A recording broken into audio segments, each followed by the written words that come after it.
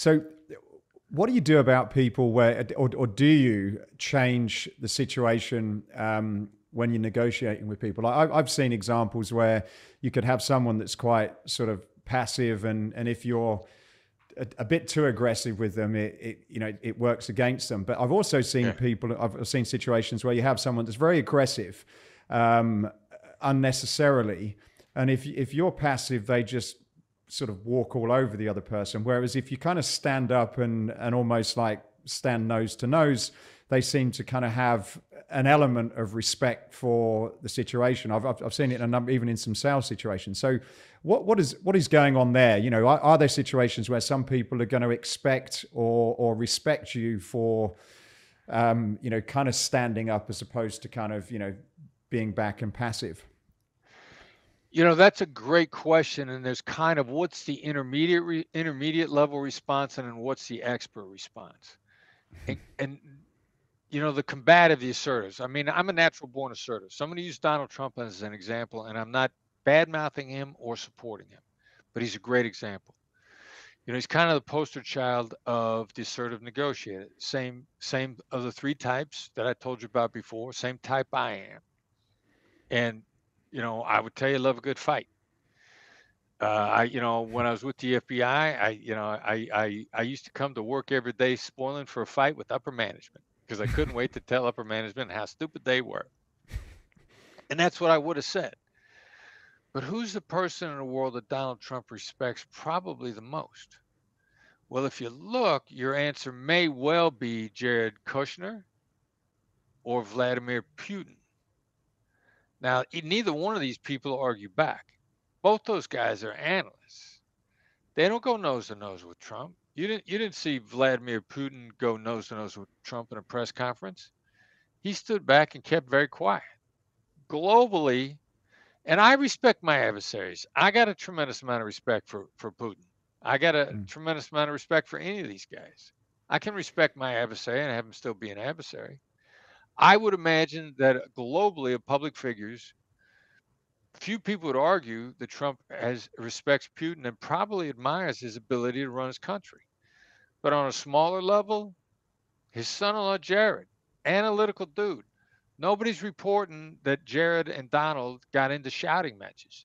Yet who has retained a massive amount of influence with Donald Trump throughout the years? If you put him on a lie detector, he'd probably tell you he thinks his son-in-law is one of the best people he knows. Neither one of those people have ever gone nose to nose with Trump. That's been reported. And what we've seen, that's not their style. So you can be lured into combat with a combative person, and it's a B level response, but the A plus level response is the measured and calm response. Mm, I like that, and that's interesting. So with Putin, like I've obviously he doesn't even speak English, but you can sort of see him from his body language, and he always looks as though he's in control of these Yeah. situations. So in terms of is that just a particular style, or is that as you say, is he exhibiting this measured and calm response, which if you're in a difficult situation or a negotiation, is that something to kind of learn from, so you're not getting drawn, you're not emotional, and you're always the calm one in the situation. Well, calm is contagious. And if I had the opportunity to sort of do an autopsy on the development of Putin's intellect, I would predict that he started out as an analytical guy, and then he saw in the long run how he won more than he lost. And from the assertive type, it's really hard to see because when you win by treating interactions as if they're open verbal combat, your wins are so satisfying that you lose track of what your win percentage is.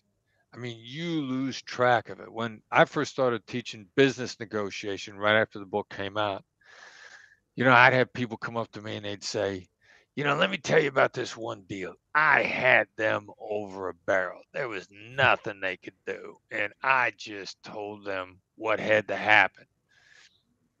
And what they didn't realize was they have one story over the last 7 years that went like that. Now, the people that negotiate with more calm, or the real masters with calm and charm, which is highly positive, they're cutting deals every month that they can brag about. It's not once every 7 years. It's close to once a week. Their deal velocity is so good. The suite upgrade thing. I'm talking to my landlord about the suite upgrades, and because where I live, I rent. And he goes, "Yeah, I got a suite upgrade one time. I walked into that hotel and I said, 'You mean to tell me that if the president of the United States wasn't coming in here, all of a sudden you wouldn't have a suite for him?' And a clerk said, 'Well, of course we would.' So I said, 'Well, the president ain't coming. Give it to me.'" Now he remembers that as if it was yesterday, but the point is it wasn't yesterday. He tried it 50 times, and over the last 10 years, it worked once. Now I get a suite upgrade or something that's a significant improvement in my situation every time I check into a hotel. Not once every 7 years, not once every 50 tries. Sometimes they don't have a suite. If I tried that president of the United States line and they actually don't have any suites, not only am I not getting a suite because they couldn't give it to me, which is unlikely but happens, but they ain't giving me anything else because they feel beaten up by the process. And I realize there are other things that I want. And I'm not stopping with the suite upgrade. And so I don't beat them up over it because I want more.